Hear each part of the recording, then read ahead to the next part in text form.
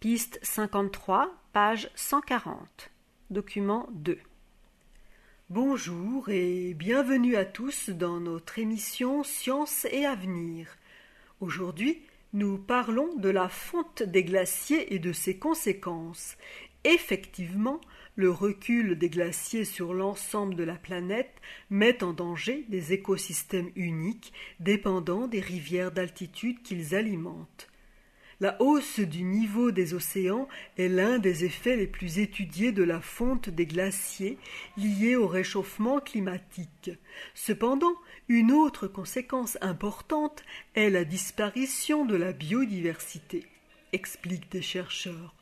Alors que le recul des glaciers est bien engagé, en particulier celui des petits glaciers, ce sont des écosystèmes uniques qui sont menacés de disparaître, que ce soit dans les Alpes, en Alaska ou dans les Andes, montre Dean Jacobsen et ses collègues.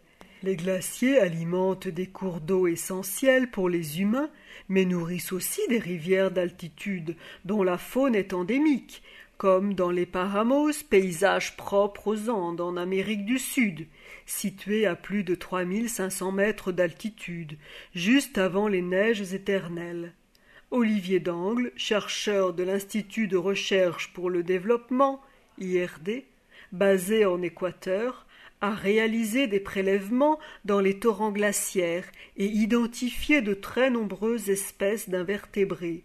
Dans le seul paramo du volcan Antisana, qui alimente en eau la capitale Quito, les chercheurs ont repéré 150 espèces différentes d'insectes et d'invertébrés. À partir des prélèvements réalisés dans 49 sites dans les Andes équatoriennes, 34 dans les Alpes et 20 dans le sud-est de l'Alaska, les chercheurs ont indiqué la perte de biodiversité liée au recul des glaciers. Dans les 3 régions, tropicales, tempérées et arctiques, la diversité de la faune se réduirait considérablement avec la fonte complète des glaciers. 11 à 38% des espèces locales disparaîtraient. D'après une étude publiée en 2011, la plupart des petits glaciers de la planète, inférieurs à 5 km², aura complètement fondu d'ici 2100. Pour les Alpes, cela représenterait une perte de 50 à 90% de l'étendue de glace.